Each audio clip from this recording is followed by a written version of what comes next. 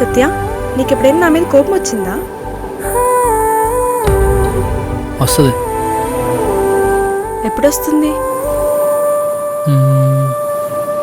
నాకు కోపం వచ్చే పనులు ఏం చేయవు నువ్వు, అందుకే వస్తుంది నీ మీద కోపం.